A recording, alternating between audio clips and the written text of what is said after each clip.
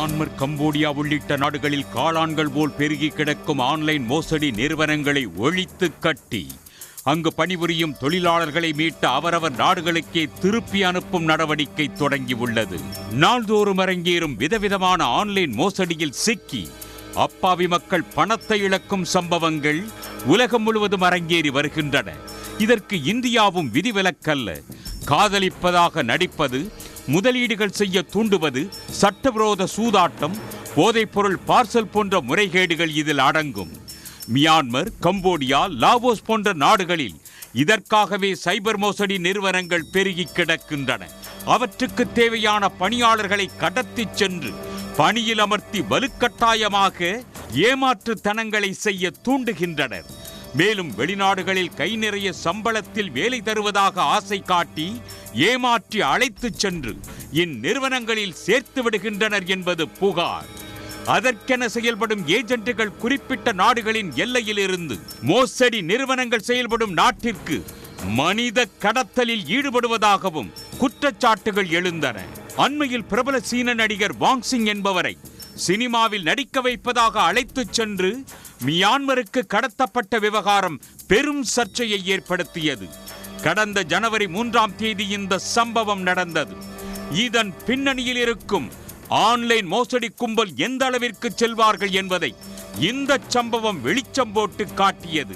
ஜனவரி 7ஆம் தேதி தாய்லாந்து அதிகாரிகள் நடிகர் வாங்கை மியான்மரில் கண்டுபிடித்து மீட்டனர்.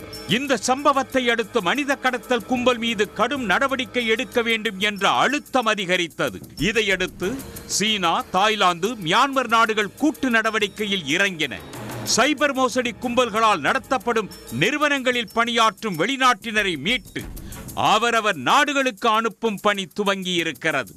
அதன்படி மியான்மரில் உள்ள மோசடி நிறுவனங்களில் பணியாற்றும் நபர்களை உடனே விடுவிக்க வேண்டும். இல்லையெனில் சட்டப்படியான நடவடிக்கை எடுக்கப்படும் என அறிவிக்கப்பட்டது. அதைத் தொடர்ந்து இருநாட்டு எல்லைப் பகுதியில் செயல்படும் நிறுவனங்களுக்கான மின் இணைப்பு மற்றும் எரிவாயு இணைப்புகள் முதலில் துண்டிக்கப்பட்டன. தொடர்ந்து அங்கு அதிரடியாக சென்று பணியில் இருந்த வெளிநாட்டவரை மீட்டு வருகின்றனர். அதன்படி கடந்த வாரம் பல்வேறு நாடுகளைச் சேர்ந்த 260 பேரை மீட்டு தாய்லாந்து அழைத்து வந்தனர். அதன் தொடர்ச்சியாக சீனாவை சேர்ந்த 1000 பேர் மீட்கப்பட்டுள்ளனர். அவர்களை விமானங்கள் மூலம் சீனாவுக்கு அனுப்பும் பணி துவங்கி உள்ளது. மீட்கப்பட்ட தொழிலாளர்கள் மியான்மரின் மியாவாடியில் இருந்து தாய்லாந்தின் மே சோட்டுக்கு ஒரு பாலத்தின் வழியாக 50 பேர் கொண்ட தொகுதிகளாக அழைத்துச் செல்லப்படுவதாக தாய் அதிகாரிகள் தெரிவித்தனர். அங்கு அவர்கள் பயோமெட்ரிக் ஸ்கேன்கள் சோதனைக்கு உட்படுத்தப்பட்டு மேசோட்டின் விமான நிலையத்திற்கு பேருந்தில் அனுப்பப்பட்டனர். அங்கிருந்து சீனாவுக்கு சதன் ஏர்லைன்ஸ் விமானங்களில் ஏற்றி அனுப்பப்பட்டனர். மேலும் 200 சீன குடிமக்கள் நான்ஜிங் நகரில் உள்ள விமான நிலையத்திற்கு கொண்டு செல்லப்பட்டதாக சீனாவின் அதிகாரப்பூர்வ சின்குவா செய்தி நிறுவனம் தெரிவித்துள்ளது.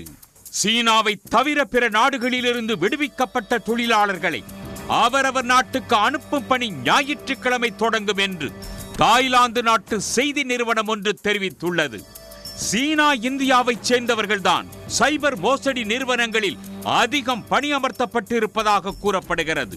ஐநாவின் கணக்குப்படி மியான்மரில் மட்டும் 1,20,000 பேர் வரையில் ஆன்லைன் மோசடி நிறுவனங்களில் பணிபுரியலாம் என மதிப்பிடப்பட்டுள்ளது. மேலும் 1,00,000 பேர் கம்போடியாவில் இருப்பதாக கூறப்படுகிறது.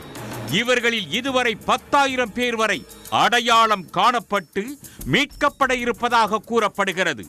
எஞ்சிய 2,10,000 பேரும் மீட்கப்பட்டால்தான் மோசடி நிறுவனங்களின் செயல்பாட்டை முழு அளவில் முடக்க முடியும் என்ற கருத்து காணப்படுகிறது. இந்த மாத தொடக்கத்தில் பெய்ஜிங்கிற்கு சென்ற தாய்லாந்து பிரதமர் மோசடி வலை அமைப்புகளை தாய்லாந்து கடுமையாக ஒடுக்கும் என்று சீன தலைவர் ஜி ஜின்பிங்கிடம் கூறினார். அதை அடுத்தே சைபர் மோசடி நிறுவனங்கள் மீது நடவடிக்கை தீவிரமடைந்திருப்பது குறிப்பிடத்தக்கது. உடனுக்குடன் செய்திகளை தெரிந்து கொள்ள சன் நியூஸ் பெல் ஐகானை கிளிக் பண்ணுங்க.